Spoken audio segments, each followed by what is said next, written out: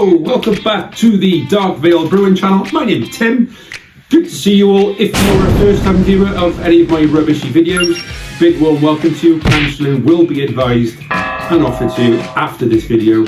And if you are a repeat victim of my videos, welcome back for some more pain. Today's going to be a good one. So for those of you that haven't watched the video before, the basis of my video is I'm going to show you how to brew a quality homebrew beer kit without the use of expensive equipment, expensive gadgets, and to show you it can be done with very, very basic standard equipment. How you choose to decant that beer once you've made it is down.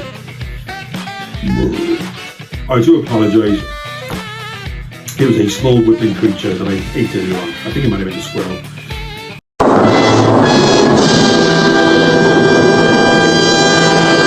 So, you've all seen the thumbnail, you know a beer kit is coming. It is a kit from Muntons! Yes it is, no it's not the kit from Muntons, it's not the kit from Muntons. It's a kit from Mangrove Jacks! Yay! Mangrove Jacks. Oh. Yes, they're cheering and clapping outside, they're cheering and clapping. Oh. And the fireworks are going as well. They like a Mangrove Jacks kit. It is a kit from Mangrove Jacks, it is indeed. Spoiler alert, you obviously know what video will be coming next though. We'll get on to that another time.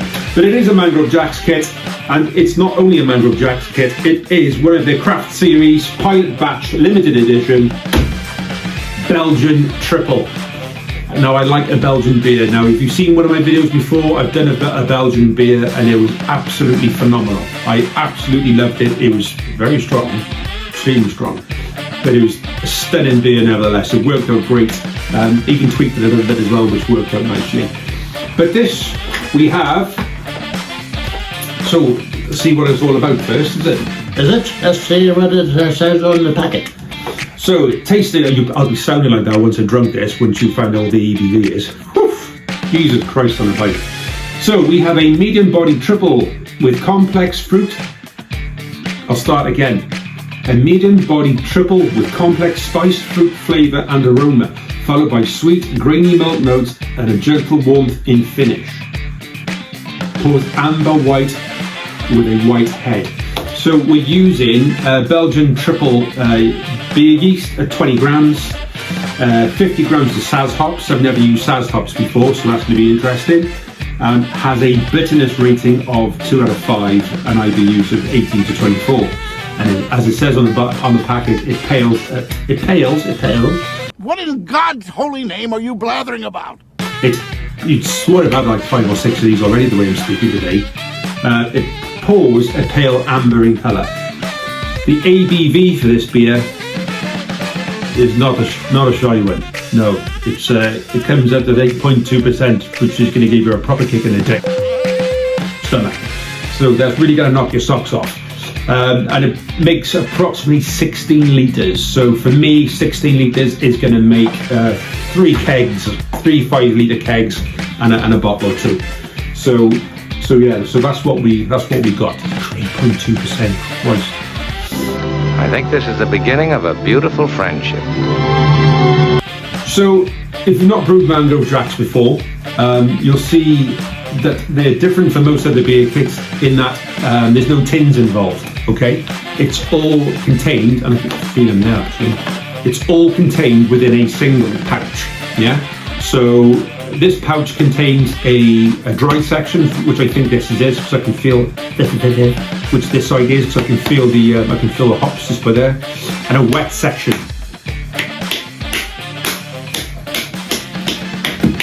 Sorry. That's definitely a wet section. Yes. So basically, once you split this packet open, you'll be presented with malt extract, ingredients and hops. Okay, bear in mind guys and gals, once you slice this open, you're brewing. Okay, there's no resealing it, there's no going back. Once you cut this open, you're brewing. So my advice to you is get everything ready. Okay, so you'll have your yeast, your hops and your instructions on this side, and your malt extract on this side. So once you slice it open, get all your dry ingredients out, get your instructions out, and then put this pouch then in some warm water to get it all nice and liquidy, okay, because it is a thick syrup, okay? So how are we going to brew this? Nice and easy. Okay, so let's go through how you're going to brew it. How are we going to brew this beer, ladies and gentlemen? Let's have a look. Just get yourself a nice basic standard, if you're just starting out, nice basic standard fermentation bin. Okay, I modified a couple of mine, which is easy to do. I did have a fermentation bin, which was literally just a bin, a fermentation one, but it was just a bin. No ability to have an airlock on it, no ability to have a lower tap on it. That's not a problem. A nice big drill bit. Put a drill in here, put a drill in there. You can insert your own airlock, your bubbly thing, blah, blah, your airlock, and you can install a bottom tap. I would highly recommend that whatever fermentation vessel you use, definitely use one that has a bottom tap on it, okay? The reason for this is very simple. It's all about cleanliness and minimizing the risk of introducing infections into your beer. Because if you introduce an infection into your beer, when your beer is finished and you've made it and you drink it, it's going to taste like a fart. Plain and simple. And I tasted a fart, and I don't like them. Anyway, it's going to taste like a fart. It ain't going to be nice because it's skunked, okay? It's been infected with bacteria, and just throw it down the sink or whatever else other areas of chucking it away are available. Okay, so if you have a bottom tap, it means when you place your lid firmly on your fermenter, that should be, apart from when you're putting in your hop additions, that should be the only time you open it. And you should not be open until you are looking to transfer it from your fermentation bucket to wherever you are going to secondary ferment it, okay? So a bottom tap will give you the ability to, you put your beer in, or you put your wort in, okay? You've done all the bits and bobs, you put your yeast in, etc. And when you want to run a sample off to test the hydrometer readings on it, all you need to do is open that and not open the lid of the beer, okay? Because all you're going to do is increase that infection rate, okay? So that's the first thing. Plastic spoon, yeah, I got a plastic spoon, I drilled holes in it. I like drilling things, I drill a lot of things. Did I hear a drill? Dale! Power tools. Dale, no power tools! Oh, what? No power tools! You know what? I forgot I have to brush my teeth. That is not your toothbrush! Oh, okay. Well, I'm all done anyway. And drilled holes in it simply because when you stir it around, with the holes inside the spoon, it just aggregates the water, puts more oxygen in it. The more oxygen you got in your beer, the better the yeast is going to work, the better it's going to ferment. It's just all sorts of goodness, okay? So a holy spoon, okay, or a paddle, whichever you prefer. Thermometer, important. I use a liquid crystal type thermometer, which you use on a fish tank. That's on the side of my fermenter, not the beer pouch. And it just gives you a constant reading of roughly where your beer is, okay? Most yeasts, if your beer is anything over, I don't know, it depends what yeast you're using. Some yeasts are quite strong.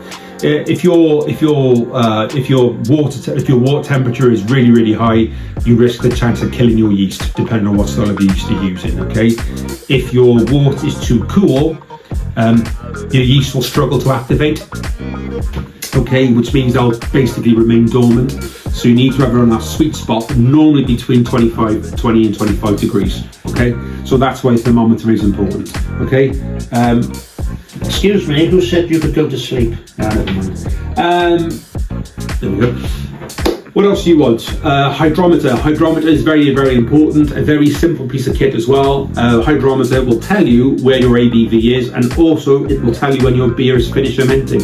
If you don't have a bubbler on top of your fermentation bucket, and you're just relying on your ABV, your ABV readings, your hydrometer will tell you when your beer is ready, because after a certain time the measurement won't change. So when a measurement has remained a constant reading for a day or two, that is it, your fermentation is over, and it should be able to give you what your ABV is. So what I will do during this video is, when we're doing our hydrometer readings, I'll do a bit of maths. Where's Carol Vaughan when you need it? I'll do a bit of maths, and I will tell you how we work out the ABV as we go along. There is a simple formula that you use that will tell you how to work out your ABV, and that's pretty much it. So what we're going to do now is, whilst I've been talking to you for the last 6 days, the fermentation bin and everything I need to make this beer has been sanitizing. nice warm water. So what we'll do is we'll cut this open. We'll get all the interior bits out, get all the guts out of it, and I'll show you exactly how it is set up inside. And then we'll get on by a step-by-step brewing. I may time-lapse a bit because you've all seen it before, and let's be honest, when it comes down to these beer kits, it's nice to introduce them, but basically the making of them is generally the same. Okay, so I might time-lapse most of that, just so it cuts it all out. Because the most important thing we want to know is, how does it taste? What is it like? So yeah, we'll get around to that. But in the meantime, let's cut this open and see what's inside it. It's like a scene from Jaws, isn't it? What is he eating? He's eating a car. Hey. Right, I'll see you in a bit. A few moments later. Well, aren't I a massive I am. I go to start the brew, and guess what? I don't have any brewing sugar. That's right. I have no brewing sugar. See you in a few days.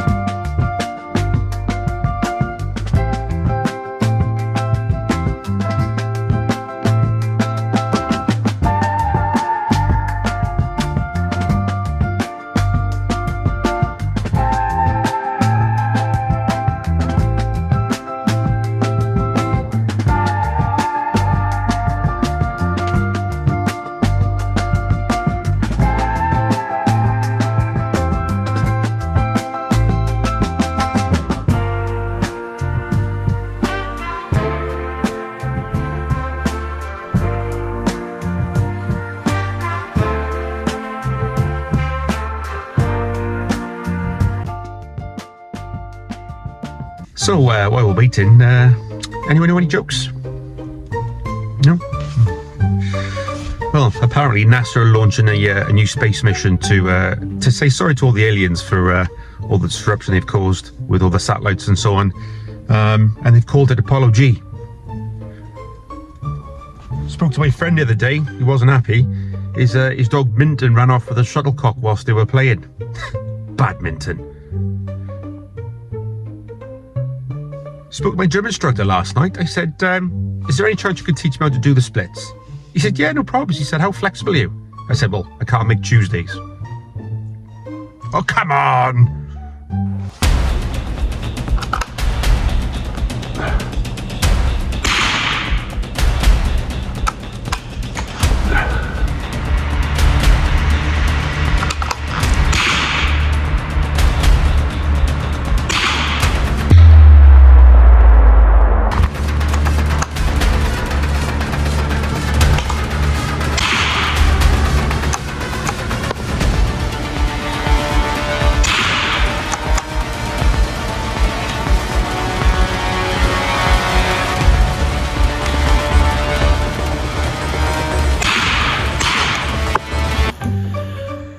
Yes. It's been such a long time since I've had brewing sugar. I ordered it, and here we are. 2 days later and we still haven't got it. Oh, will it ever arrive? I don't think I'm going to see it. I don't think I'm going to live this out. Oh.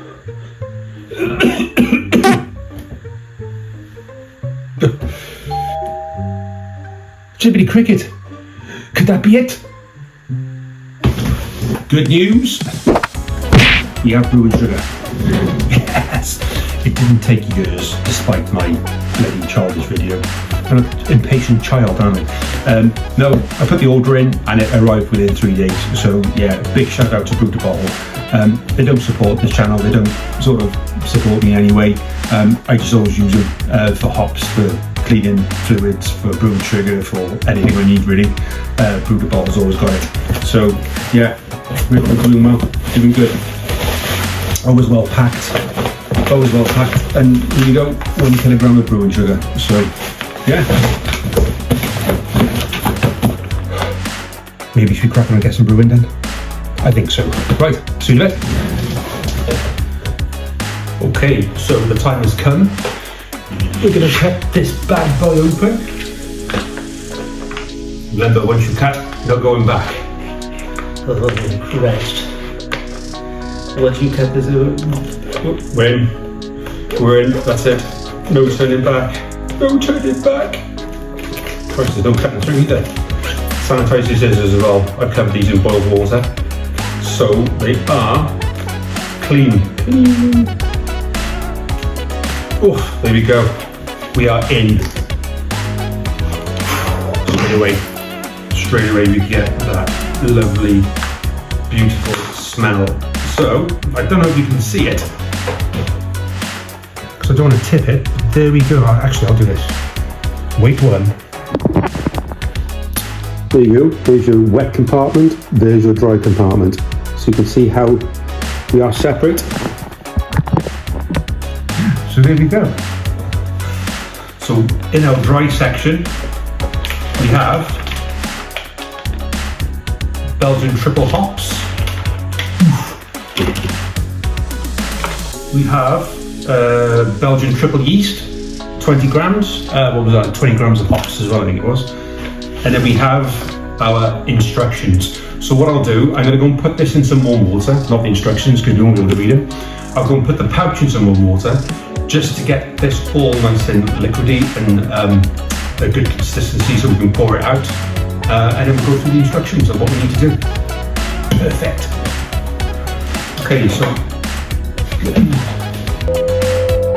Okay, so that is warming up with some water. I'm not too bothered about it because I'm going to put boiling water in with it anyway, and just to clean the pouch out once we pulled off in there.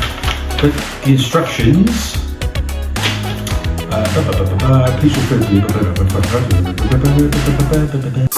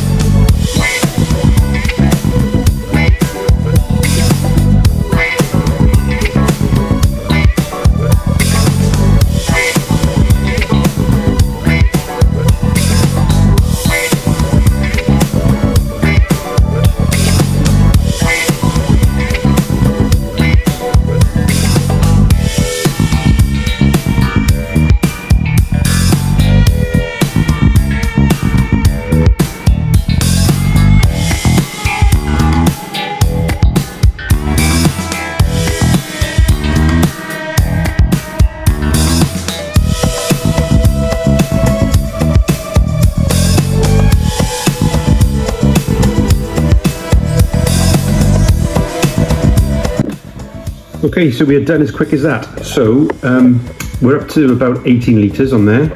We've got additional thermometer here. We're drinking at 29 degrees, so we need to wait that for that to drop below 25 before we add any yeast. I've already inserted the air bubble-y thing. So that's got sanitized water in it. Bottom tap on there. So what we'll do, we'll wait for it to get to 25 degrees. We'll put our yeast addition in, and then we'll see what instructions are next. We'll then take a initial gravity reading. So when you first do the beer, you need to get a first gravity reading, because that will tell you what your ABV is. So you take a reading now, then you take a reading after fermentation is finished. Do a little bit of jiggly pokery, and that will give you what your ABV is. But I'll come back to you when we're cool enough to add the yeast. So see you in a bit. So what we did is we added the malt extract, we added the brewing sugar, We then added the hot water. What we then did was we used more hot water to swill out the brew pouch to get all the extract out of it till it was clean. Tip that in. We then tipped another litre of hot water in, and then we topped up the rest to 18 litres, then 16 litres I think it was, 16, 18, whatever, 18. It was at this moment he realized he'd ballsed up. 18 litres, and we did that with cold water. And then what we did then is we got our, as you Rex the joint, my holy spoon, because that really helps the mixing process. When you're stirring it like that, it just helps to aggregate the water. It gets more air into it, gets more frothiness into it. Because the more air you get into the wort, because this is now wort, the more air you get into it, the better the yeast will feed off it, okay? So we topped it up to 18 litres. I popped the lid on. I've popped the sanitised bubbler, I always call it a bubbler, bubble that on there. And then we're at our next step, or we'll be at our next step shortly, but our next step is wait till we're below 25 degrees. At the moment we're sitting at 29. Once we're below 25 degrees, we can then add our yeast, okay? What I tend to do is I don't mix the yeast. I just put it in there and let it naturally disperse throughout the wort. Because if you stir it, all you're doing is creating a big old whirlpool, and where's that yeast gonna go? It's gonna stick to the side of the fermenter. It's not gonna incorporate into the wort. So I don't mix it in, I just let it settle down naturally as it runs through. And I'm gonna partially remove the top. I can find the blinking, there it is. You're going to take the top all the way off. Here we go. Ooh, smells good. Okay, I'll open it there because this feels to be yeast all on the top, and I'll try and get it all in. So, there we go. Simple as that. Just chucked in on the top. We're done now. You should see bubbling within 6 hours. Alright, 24 hours then. Either way, we're going to see some bubbling.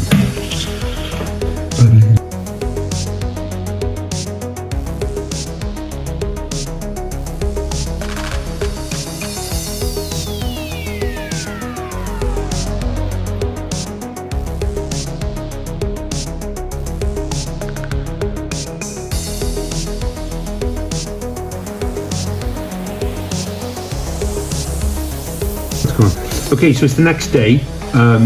Things are fermenting well. We've kept it between 20 and 25 degrees, and let's say it's about 24 hours later, and that was the worst bubble ever. Come on, it was doing it wicked earlier. It is fermenting. It is fermenting. It has gone cold. We are maintaining a 22 degrees on there. So what I'm doing is I'm leaving the heat pad on during the night, so it keeps it warm during the colder hours, and then I switch it off during the day and it maintains the heat. It doesn't drop much. It drops about 21 degrees by about 8 o'clock. So I just put the thing back on, the heat pad back on. And yes, I ballsed up. I should have put 16 litres in here. I put more like 17 in there. Or 18. It doesn't matter too much. I mean, all it's going to do is it's just going to drop their ABV a little bit. That's all. So rather than being around about 8.2, it's more likely to be, I don't know, 6.5 or something like that. But never mind, we're on the right track. The airlock is bubbling. It's doing all the things it should be doing. We're doing well. Catch you in a couple of days. One more. One more. One more. Yeah.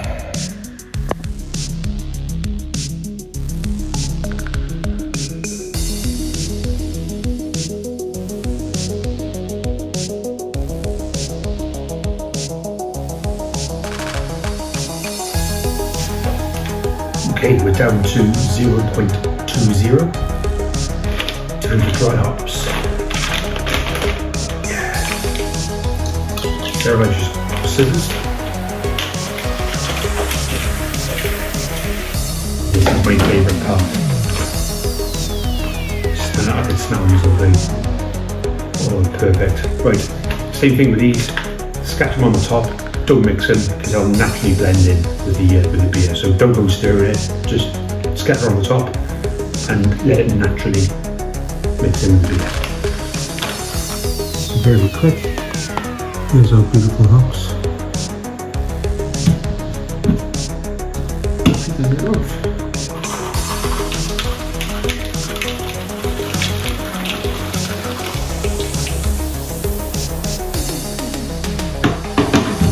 That is it. Make sure that it's snapped back on, just like that.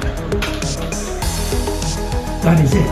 Right, we need the gravity to get to 0.006, and that is it. That'll be our fermentation done.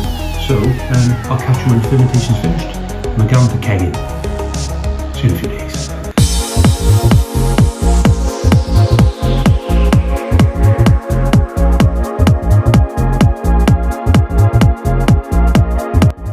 So this is how we calculate our ABV then on a calculator.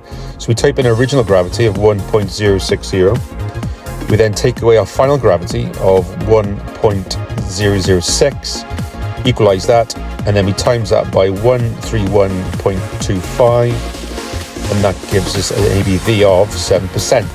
I use an ABV app, which is this one here, an ABV calculator. It's much simpler. You can see you've got your original gravity and then your final gravity. So we'll put our original gravity at 1.060, and we'll move down to our final gravity, roll it to 1.006, and then at the bottom 7%. So it's just an easy way of doing it, but that's how you calculate it. Anyway, so what we're going to do now is we're going to chuck it into the kegs. So I've got everything cleaning, sanitizing upstairs, ready to go. So I'm just going to bring everything down, and we're just going to crack on and get it all kegged. So I'll catch you in a bit. Okay, so everything is nice and cleaned. 3 mini kegs, they've all been sanitized. What we're going to do with each keg is we're going to prime them with 3 tablespoons of just 3 teaspoons of just ordinary table sugar, just to prime them. So when we do pour a beer off, we've got some pressure in there. I've got a couple of bottles in this container as well. That's full of sanitized water. It's the no-rinse sanitizer, so we don't have to rinse anything off whilst we're pouring.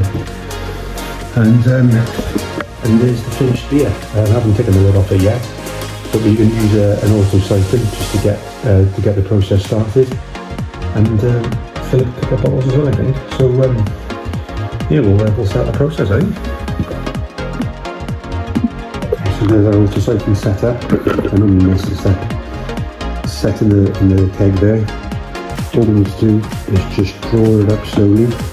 So push it back down. You can see the beer starts to come up the line. Back up again. Nice and slowly down. And here we go. We've got flow.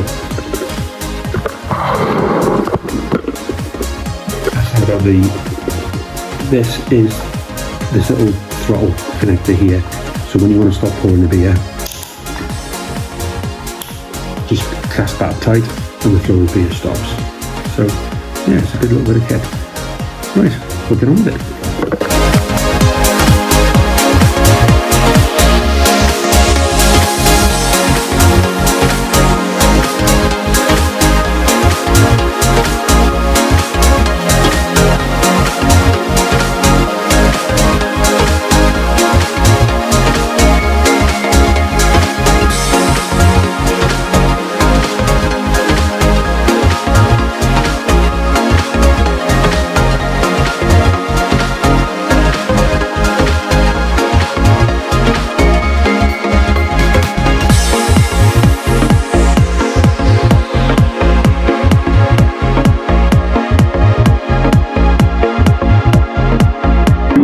Full 5-litre kegs and 2 full, well, more or less all 500 ml bottles.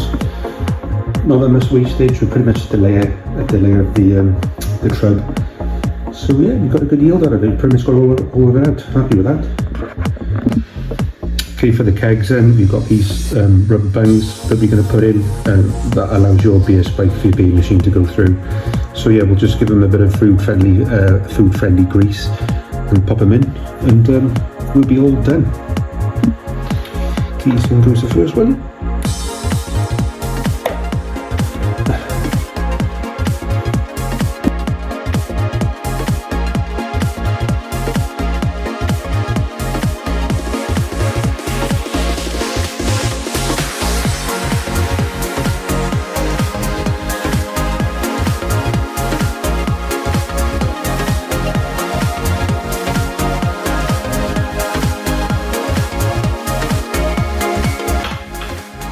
Okay, all done.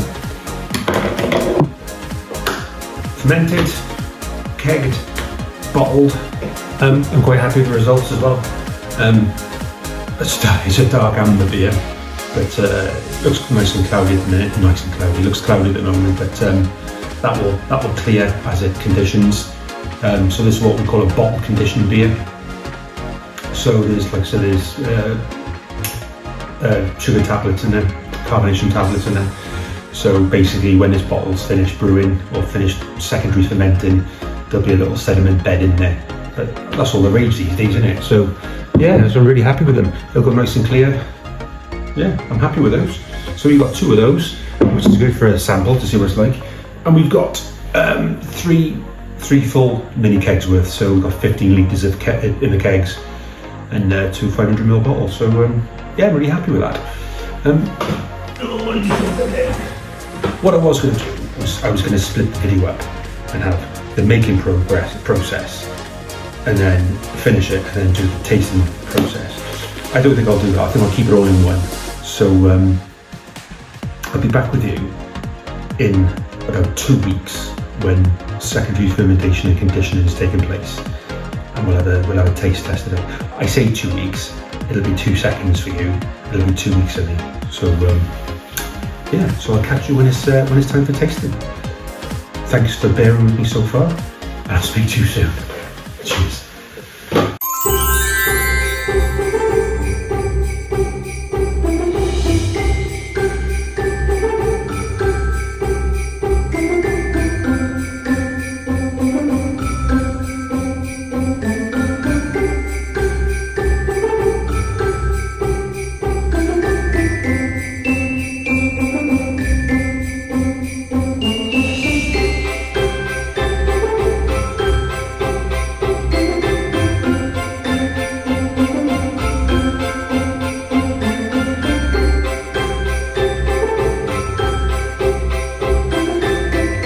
Here we go, ladies and gentlemen.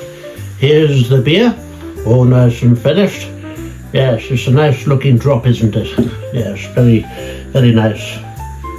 I'll stop with a filter. Yeah, all finished, job done. It is an off-white head, so it's a tanned head. It's more of a dark amber than a light amber beer. I think that's because I added the toasted wood chips. So I think that's what's giving it a slightly darker colour. But it's nice and clear. It's got good head retention as you give it a good swirl around the glass there, because we all have to give it a swirl around the glass, don't we? So holds the head really, really well. The smell is, you could smell the hops, but it does smell like a dark ale. It does smell like a strong Belgian beer, like I've brewed before. There's certainly no off smells with it. Oh, look at that. It's perfectly carbonated. So the keg's done well. You might have noticed I was using the tap rather than the beer machine. It's because I was taking the keg to a dew. So I thought I'd pour off the first little drop just to clear the line out, which is that. And the rest of it should be good. So the next kegs will be on the beer machine. But anyway, enough of that crap. Let's get into it. What does it taste like? Pardon me. It smells fresh every time you give it a swirl. Well, cheers everyone. Thank you for watching my rubbishy video. Merry Christmas to you all, and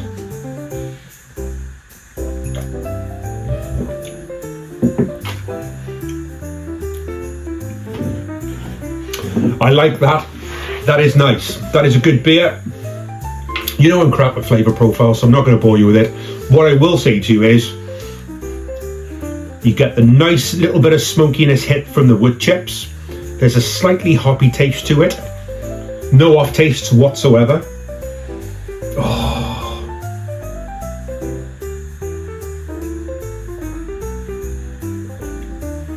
Oh, that's very pleasant.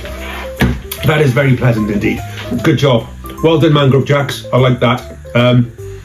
Doesn't taste like a 7% beer, I'll be honest. No, it doesn't taste like a 7% beer. It's far too smooth. Far too smooth. Yeah, that's going to be a little bugger. That's going to cause me some trouble. So yeah, better be careful with that one.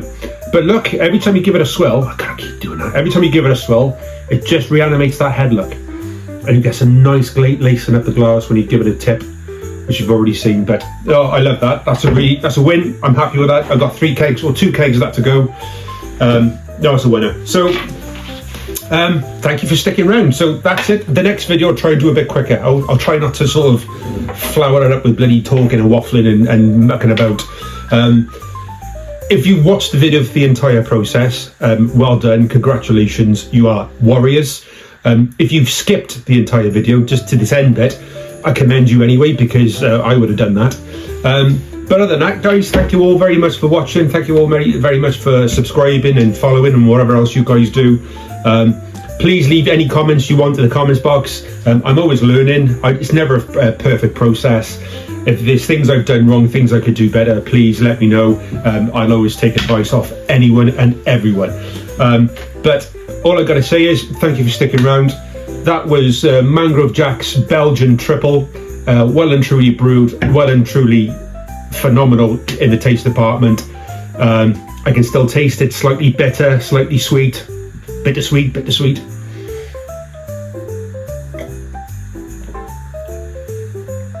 Just gets nicer with every mouthful. That is a bloody awesome winter warmer. And look, it still comes alive. No, but thank you all very much. I wish you all a very Merry Christmas to yourselves, your families, your loved ones. And I'll have another video for you in the new year. But until then, this is Darkville Brewer, well, Tim. Cheers, everyone. See you in the new year.